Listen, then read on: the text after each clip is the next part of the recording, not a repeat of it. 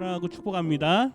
우리 옆에 있는 분에게 이렇게 한번 말씀해 주십시오. 예수님 앞으로 잘 나오셨습니다.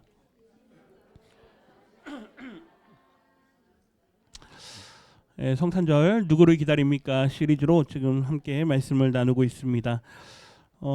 대림절이라 그랬습니다. 예수 탄생을 기다리는 시기, 그 기다림에 관한 이야기들 중에 우리가 지난주에는 헤롯의 이야기를 좀 봤죠. 마태복음 2장 3절 좀 넘겨주세요. 네, 같이 한번 읽어볼까요? 시작. 헤롯 왕과 온 예루살렘이 듣고 소동한지라. 그래서 세상은 언제나 소란스럽습니다. 세상은 언제나 안정돼 있지 않습니다. 늘 사건과 사고, 이번 한 주간에도 얼마나 많은 일이 있었습니까? 세상은 늘 여러 가지 소리들로 이 세상을 가득 채웁니다. 그런데 그러한 세상의 왕으로 오신 예수님에 대한 사람들이 그 소식을 듣고 혼란에 빠집니다. 소동한다 그랬죠. 이게 패닉에 빠졌다는 이야기입니다. 왜 그랬느냐? 우리가 지난주에는 첫 번째 잘못된 기다림에 대한 헤롯 왕에 대한 이야기를 좀 봤습니다. 헤롯은 자기 왕좌가 안전하기를, 내가 사실은 정당성도 갖고 있지 않은 왕이었는데 그 왕의 자리를 어떻게 해서든 유지하려고 하는 그러한 권력에 대한 욕심이 있었다라는 거죠. 그러니까 자기 이름과 영광이 지속되기를 원했습니다.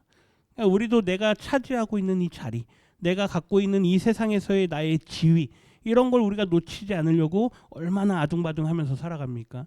그런데 예수의 오심은 우리의 왕좌를, 우리가 안고 있는 그 왕의 자리를 누구에게 드리는 겁니까? 예수님에게 돌려드리는 겁니다. 우리가 계시록을 수요일날 마쳤는데 계시록을 보면 4장의 천상의 하나님의 보좌를 보여줘요. 거기에 성도들이 있습니다. 성도들이 자기들의 면류관을 다 벗어서 하나님 앞에 벗어서 영광을 돌립니다.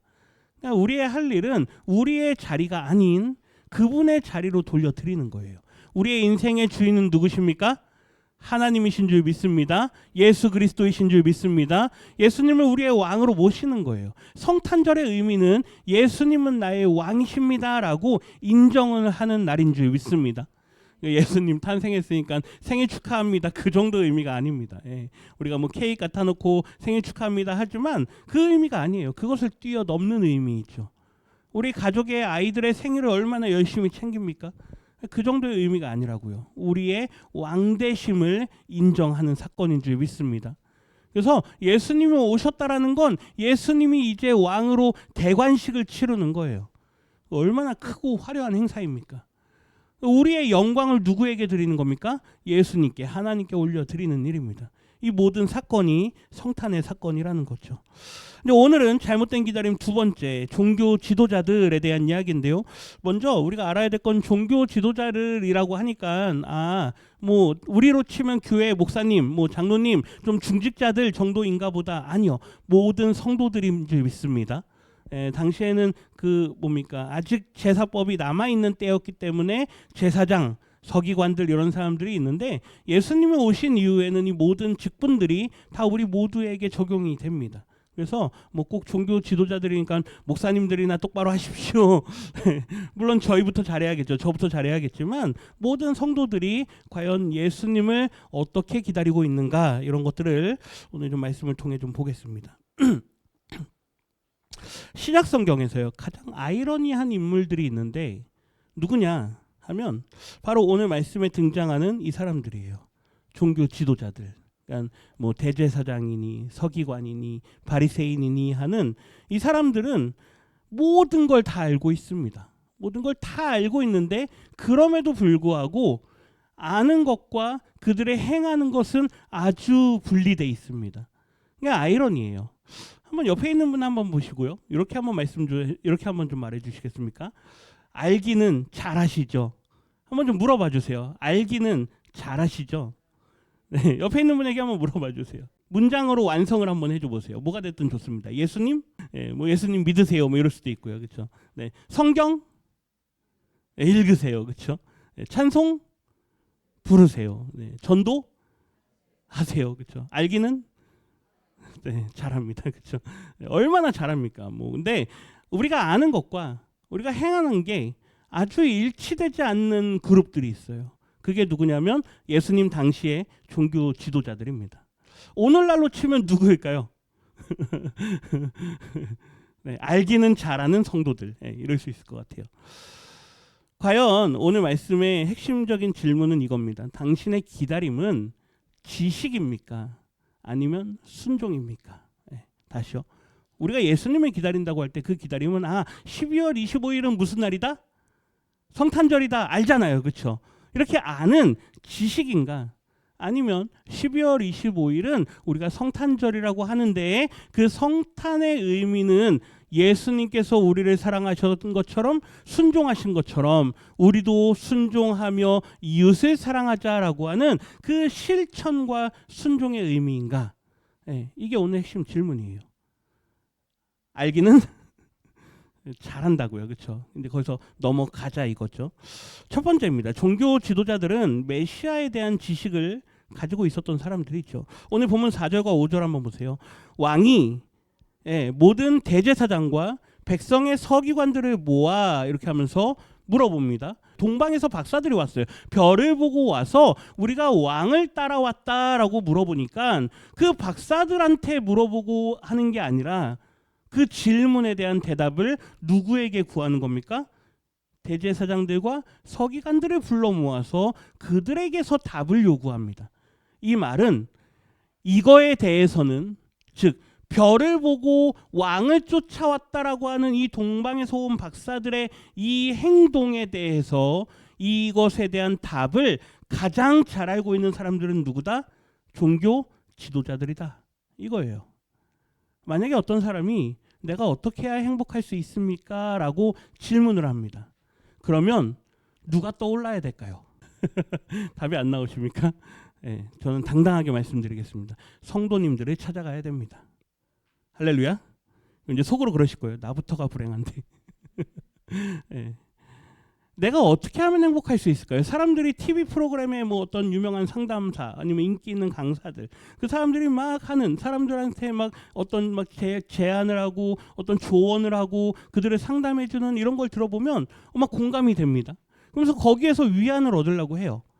그런데 가장 좋은 대답은 나랑 가장 가까운 예수 믿는 사람인 줄 믿습니다. 그 사람한테 가서 물어볼 수 있어야 돼요. 왜요? 그 사람은 행복한 사람이니까. 근데 사람들이 나에게 어떻게 해야 행복합니까? 라고 하는 질문을 안 해온다? 그러면 이제 생각을 잘 해보셔야 됩니다. 네. 별을 보고 찾아왔다라고 하는 그 말에 가장 먼저 떠오른 게 누구냐? 대제사장과 바리새인들이었어요. 구원을 받으려면 어떻게 해야 됩니까? 가장 먼저 떠오르는 게 누구여야 됩니까? 우리 성도님들이어야 돼요. 그래야 성도님들에게 가서 물어볼 수 있는 거예요. 만약에 성도님들이 대답을 못한다? 그럼 어떻게 할까요? 오늘처럼 이렇게 모시고 오는 거예요. 함께 예배의 자리에 나오고 함께 예배에 참석해 주면서 어떻게 하면 예수님을 알아갈 수 있을까를 함께 고민하는 겁니다. 오늘 대제사장들은 그렇게 해서 선택받았어요. 그리스도가 어디서 나겠느냐. 이렇게 선택받아는 건 아주 놀라운 거예요. 신뢰가 있다는 이야기죠. 그들의 개인에 대한 신뢰가 아니고요. 그들이 가지고 있는 직분에 대한 신뢰입니다.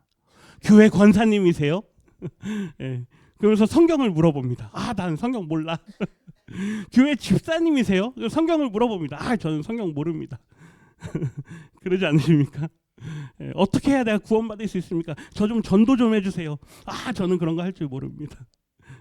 선택을 받았다라는 건요, 신뢰를 받았다라는 이야기예요. 누군가가 나한테 연락을 하고 누군가가 문제가 생겼는데 나한테 기도 좀 해주세요 하면서 기도 제목을 요청할 때는 누구밖에 안 떠올라서? 그 사람밖에 안 떠올라서. 그 사람밖에 안 떠올라서예요. 연락 안 하던 사람이 갑자기 나한테 연락을 한다 그러면요, 뭐야? 왜 갑자기 연락하지? 두려워하지 마시고요. 내가 선택받았다라는 걸 깨달으시기를 부탁드립니다. 내가 선택을 받았다라는 건 나보고 뭐 하라는 거예요? 이제부터 기도하라는 이야기예요. 왜 나한테 그런 이야기 해가지고 부담되게 말이야. 얼마나 그러십니까? 선택을 받았다라는 건 이제부터 내가 해야 될 일이 있다라는 겁니다. 5절 보세요. 이르되 이 사람들이 응답을 합니다. 유대 어디요? 베들레헴이오니 알기는 잘한다고요. 유대 베들레헴. 우리 가서 좀 연구 좀 해보겠습니다. 이것도 아닙니다. 왕이 불렀어요. 갑자기 불렀어요. 이 동방에서 온 사람들은 연락하고 온 게 아닙니다. 제가 3개월 뒤에 거기 갈 테니 가서 대답을 좀 할 수 있도록 3개월 동안 준비해 주십시오. 그게 아니었어요. 갑자기 왔어요. 왕이 갑자기 불러냈어요. 대답해라. 대답 못하면 뭐 한다?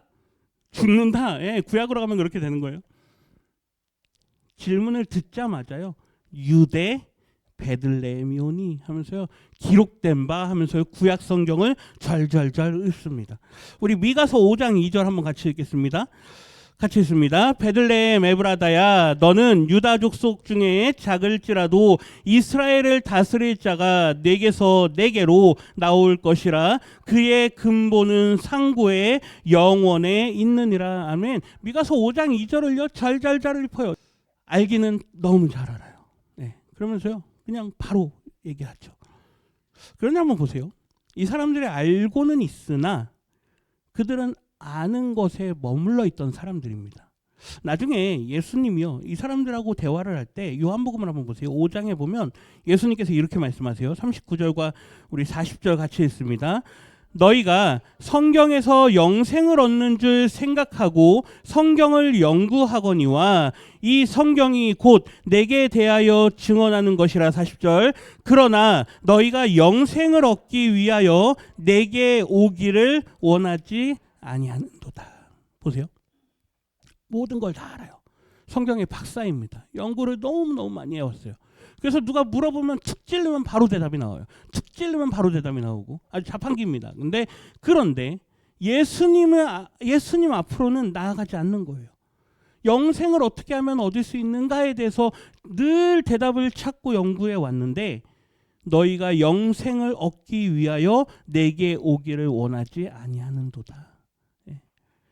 이 대제사장과 뭐 바리새인이든 서기관들이든 별을 보고 왔다라는 사람들이 있었다면 어떻게 해야 될까요? 당장에 가봤어야 되는 겁니다. 다시요. 당장에 어떻게 한다고요? 가야 돼요. 베들레헴으로 가서요. 혹시 아기가 태어났는가 찾아봐야 되는 거예요. 누구보다도 가장 먼저 정답을 알고 있었던 사람들이지만 그들은 멈춰 있었습니다. 이사야 말씀을 볼까요? 29장 13절입니다. 주께서 이르시되 이 백성이 입으로는 나를 가까이 하며 입술로는 나를 공경하나 그들의 마음은 내게서 멀리 떠났나니 그들이 나를 경외함은 사람의 계명으로 가르침을 받았을 뿐이니라. 보세요. 그들은 사람의 가르침으로 그냥 말씀을 들을 뿐이에요. 12월 25일은 무슨 날? 성탄절. 성탄절이 뭔데? 예수님이 탄생하신 날. 이 정도로 그냥 이해를 하고 맙니다. 그런데 그게 아니라고요. 우리의 왕으로 오신 예수 그리스도, 그분 앞에 우리의 모든 걸 드리는 날이에요. 경배하는 날이에요. 그런데 알고만 있는 그들의 모습을 성경은 이미 벌써 구약시대 때부터 계속해서 말씀합니다. 여기 재밌는 말씀이죠. 입술로는 나를 공경하나 마음은 내게서 멀리 떠났나니 그들이 나를 경외함은 사람의 계명으로 가르침을 받았을 뿐이라. 성경 공부만 했다란 이야기예요. 제자 훈련만 받았다란 이야기예요. 교회에서 하는 소그룹이든 무슨 훈련이든 열심히 훈련에는 참여하고 열심히 성경 공부에는 참여를 합니다. 그런데 그것이 그들의 실제 삶에는 적용되지 않는다란 이야기죠. 스위치가 딱 꺼져 버립니다. 세상의 현장에 가서 내가 섬김의 자리에 놓여졌을 때는 스위치를 어떻게 한다고요? 끈다고요. 말씀의 스위치를 딱 꺼버립니다. 자, 이제부터 나는 세상의 방법으로 산다. 세상에 나왔으니 세상의 방법대로 살아간다. 말씀의 스위치는 오프. 이게 우리의 모습이란 이야기예요. 당시 종교 지도자들이 그랬습니다. 두 번째, 그들의 지식이 그렇다면 복음을 위한 도구로 쓰이지 않는다면 이제 그 지식은 어떻게 쓰이느냐?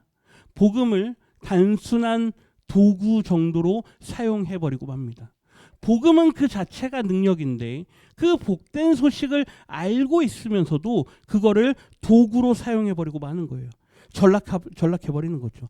마태복음 12장 30절 보세요. 마태복음 12장 30절 같이 읽습니다. 나와 함께 아니하는 자는 나를 반대하는 자요, 나와 함께 모으지 아니하는 자는 해치는 자니라. 아멘. 예수님께서요, 누가 내 편이냐라는 말씀을 하시면서 중립은 없다, 나와 함께 하거나 나와 함께 하지 아니하느냐 그것뿐이다 라고 말씀하세요. 아주 이원론이에요. 그냥 둘로 딱 갈라버려요. 나와 함께 하는 자는 누구다? 내 편이다.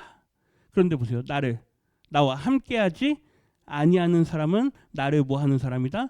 반대하는 사람이다. 해치는 사람이다. 이 아까 말씀드렸던 대제사장들과 이 서기관들은 예수님 앞으로 나아가야 되는 사람들이에요.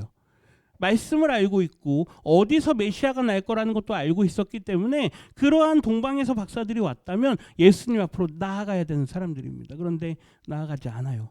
그들의 지식이 헤롯 왕에게 전달이 되니까 어떻게 되는지 한번 보세요. 마태복음 2장 16절인데요. 같이 읽겠습니다. 이에 헤롯이 심히 노하여 사람을 보내어 베들레헴과 그 모든 지경 안에 있는 사내 아이를 박사들에게 자세히 알아본 그때를 기준하여 2살부터 그 아래로 다 죽이니. 헤롯이, 우리가 지난주에도 봤지만 헤롯이 이제 자기가 속았다라는 걸 알아요. 박사들한테 속았다라는 걸 알고 나서는 막 화가 납니다. 근데 그 다음에 하는 말이 중요해요. 아주 화가 나서 사람들을 보내는데, 잘 보세요.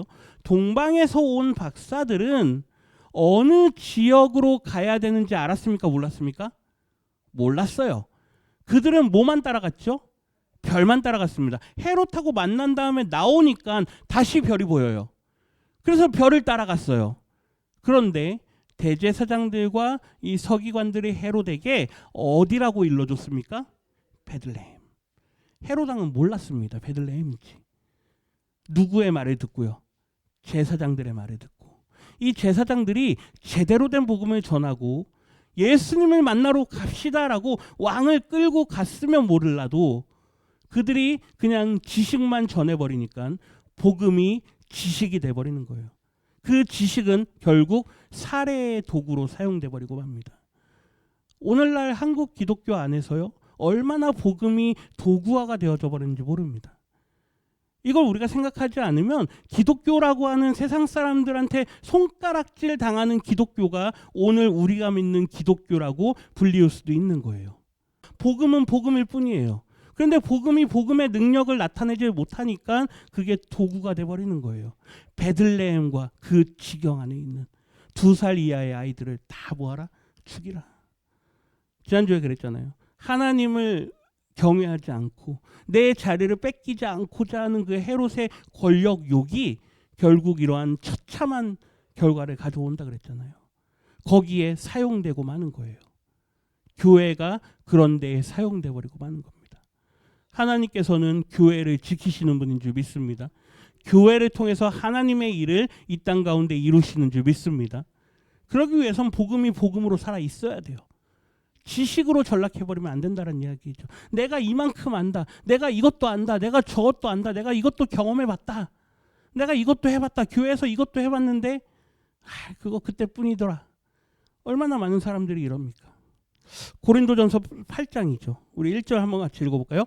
우상의 제물에 대하여는 우리가 다 지식이 있는 줄 아나 지식은 교만하게 하며 사랑은 덕을 세우나니. 아멘. 고린도 교회 안에요, 얼마나 많은 문제들이 많았는지 몰라요. 어떤 사람들은 저건 우상에게 드려진 거니 먹을 수 없다. 아니다, 우리는 예수님을 믿으니 그런 거 먹어도 된다. 자, 누가 제사를 드렸습니다. 그리고 제사를 드린 다음에 음식을 가져왔습니다. 드십니까? 안 드십니까? 에이, 그거 어떻게 먹냐? 지금도 많아요, 교회 다니는 분들 중에. 예. 그거 어떻게 먹냐? 예. 뭐 그것도 믿음이에요. 나는 거룩한 것만 먹겠다. 예. 그것도 믿음이에요. 믿음이 연약하다, 믿음이 강하다. 성경 안에요, 얼마나 그런 사람들이 많은지 몰라요. 그런데 바울은 그 모든 걸 한 단어로 표현합니다. 저 한번 따라해 주세요. 지식. 뭐라고요? 지식. 아는 거예요. 그냥 아는 거예요. 이거는 우상에게 바쳐졌던 거. 그러니까 우리는 먹으면 안 돼. 이거 예수님을 믿으니까 우리는 먹어도 돼. 지식이라고요. 서로 정죄해요. 서로 비판해요. 그건 지식입니다.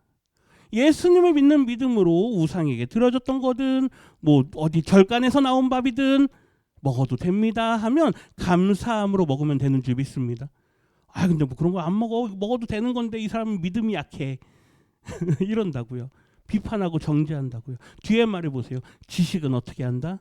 교만하게 한다. 그러나 사랑은 덕을 세우는 줄 믿습니다. 사랑하라고요.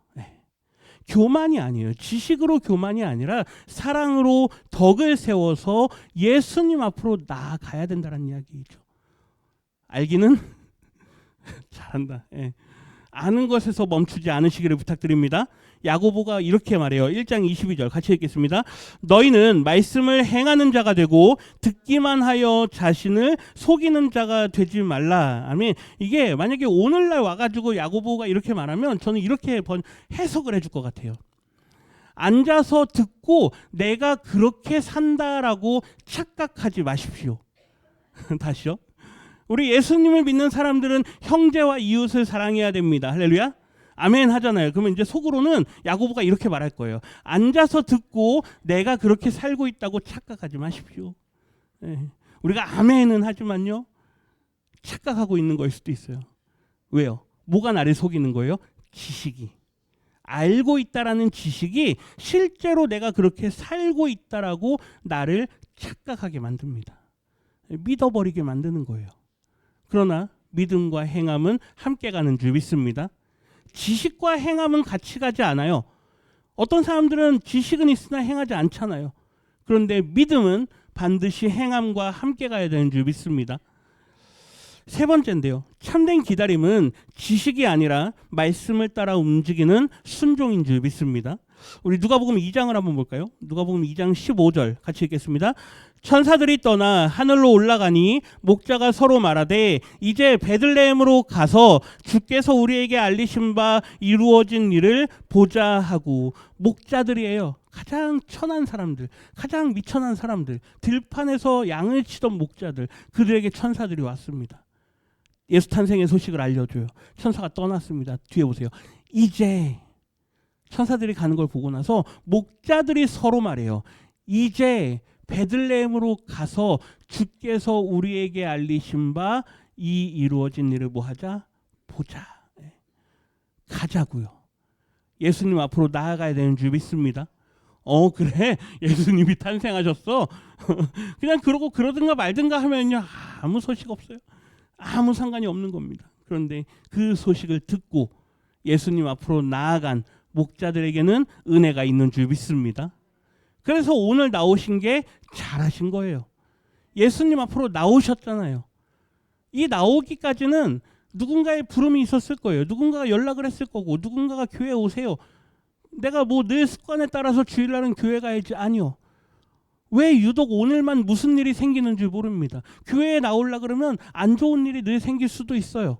그런데 하나님께서 우리를 부르시고 이곳으로 나올 수 있도록 인도하신 줄 믿습니다. 그 부르심에 순종하셨기에 오늘 여기까지 나오신 거예요. 그래서 잘하셨다고요. 믿음은 순종인 줄 믿습니다. 25절도 한번 보세요. 예루살렘에 시므온이라는 사람이 있으니 이 사람은 의롭고 경건하여 이스라엘의 위로를 기다리는 자라. 성령이 그 위에 계시더라 하면서요. 시므온을 이야기해요. 이 사람은 의로운 사람이에요. 하나님 앞에 아주 경건한 사람입니다. 이스라엘의 위로를 기다려요. 그런데 성령께서 그에게 말씀하세요. 27절 보세요. 성령의 감동으로 성전에 들어가매. 성령의 감동으로 들어왔다는 이야기는 성령께서 거기 가봐라 이렇게 말씀하셨는지도 모르고요. 마음에 그런 생각을 주셨다는 이야기예요. 오늘 이 자리까지 나오기까지 성령께서 마음에 생각을 주시는 줄 믿습니다.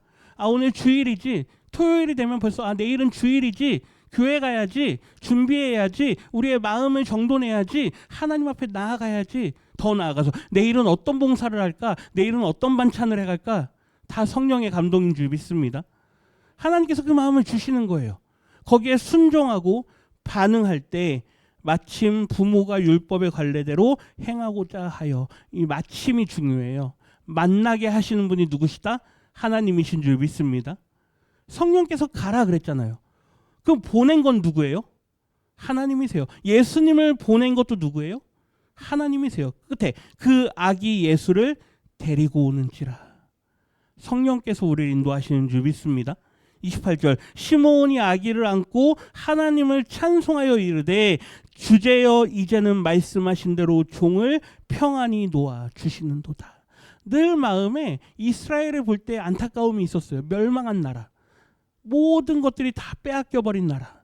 그런데 이제 예수님을 보내주셨으니, 우리에게 평강의 왕이 오셨으니 이제 우리는 안심할 수 있습니다. 네, 시몬이 나이가 많은 사람이었어요. 그러니까 나는 이제 평안히 죽을 수 있겠다. 네, 얼마나 은혜입니까? 우리의 마음이 불안하잖아요. 불안하니까 잠도 못 자고. 그런데 하나님께서 우리에게 은혜를 주시고 예수님께서 우리에게 찾아오실 때 우리를 평안하게 하시는 줄 믿습니다. 그래서 평안하게 해주십시오. 나에게 평안의 은혜를 주십시오. 염려, 근심, 걱정이 떠나가게 해주십시오. 예, 잠을 못 자시는 분들은 이러한 기도를 늘 하세요. 하나님, 나를 평안하게 해주세요. 근심과 걱정, 염려가 떠나가게 해주세요. 하나님을 믿는 그 믿음 안에서 그렇게 고백하는 거죠. 히브리서 11장 6절 같이 읽겠습니다. 믿음이 없이는 하나님을 기쁘시게 하지 못하나니 하나님께 나아가는 자는 반드시 그가 계신 것과 또한 그가 자기를 찾는 자들에게 상 주시는 이심을 믿어야 할지니라. 아멘. 하나님을 믿고 하나님을 찾는 자들에게는 이 미스토스예요. 상급이에요. 상급. 근데 정확하게는 그 뭡니까? 일당이라 그랬어요. 대가라 그랬어요. 우리가 믿는 그 믿음에 대한 합당한 보상이라 그랬습니다. 그러니까 하나님께서 우리의 믿음을 공짜로 보지 않으신다는 이야기예요. 오늘 이렇게 나오신 거를 하나님은 절대로 공짜로 보지 않으십니다. 그것에 합당한 대가를 주시고 보상을 주신다고요. 종교 지도자들처럼 우리가 정답만 말하고 있지는 않습니까? 한번 우리 자신을 한번 생각해 보십시오. 나는 정답만 말하지 않는가? 교회 오면요 정답만 알고 있어요. 그런데 목자들처럼 베들레헴으로 나는 나아가고 있는 사람인가? 보셔야 돼요. 신분이 높으나 그들에게는 말씀에 대한 순종이 없습니다. 아주 신분이 미천한 사람들이지만 그들은 들은 말씀을 즉각적으로 반응하고 순종하는 줄 믿습니다. 오늘 우리의 신분을 하나님은 원하지 않으세요. 내가 높고 낮고 이런 걸 하나님은 원하지 않으십니다. 어떠한 상황에 있든 하나님은 그분의 말씀에 반응하고 순종하는 사람들을 찾으시는 줄 믿습니다. 예수님의 두 번째, 이 성탄의 오심은 종교 지도자들에게 복음으로 전달됐지만 그것이 지식으로 떨어져 버린 우리의 믿음 없음의 결과인 줄 믿습니다. 우리는 그러한 사람들과 같이 되지 않고 실제적으로 우리의 믿음이 우리의 행함으로 나타나는 그러한 은혜가 있으시기를 주님의 이름으로 축원합니다.